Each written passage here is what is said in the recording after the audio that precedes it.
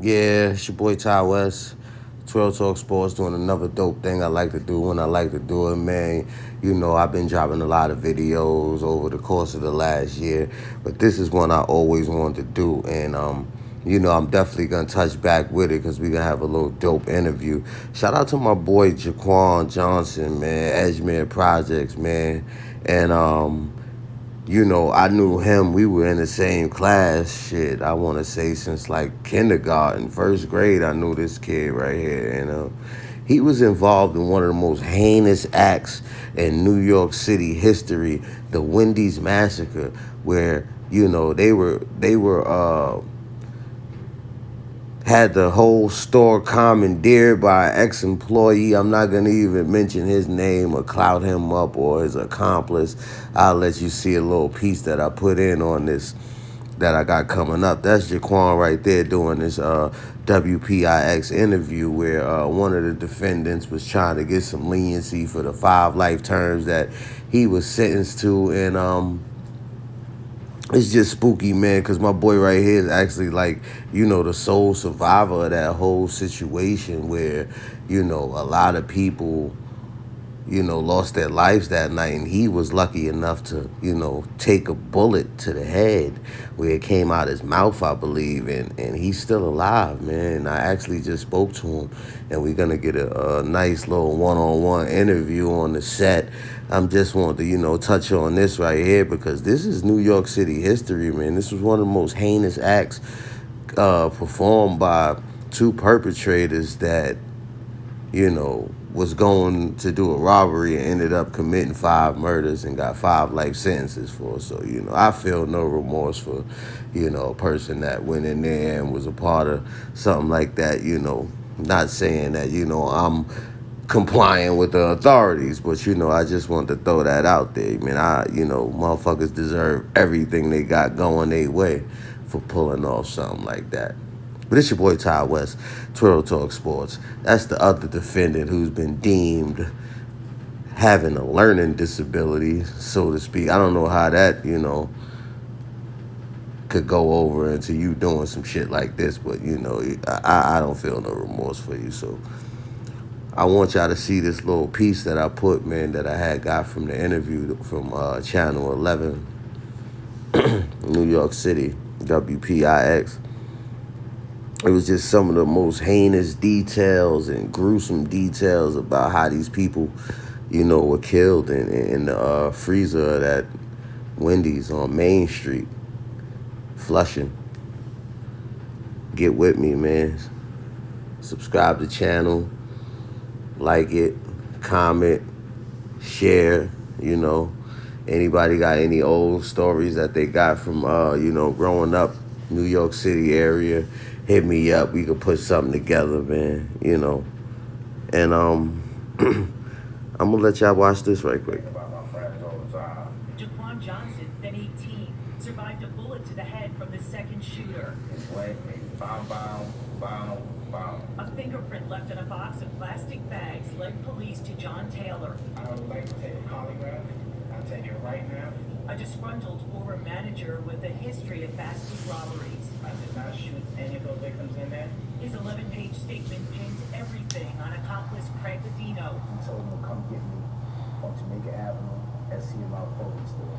An opposing security guard who had worked with Taylor for a month. I was going for the polygraph. So you can see that I was come up here and he went. My man said he wanted a polygraph test.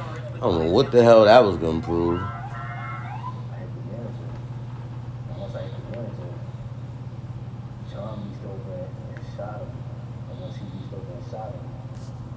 Shot the female, and that's when he told me to finish it. And I said, finish what? He was like, you gotta finish everybody, you gotta kill everybody. Craig Adino just turned 50.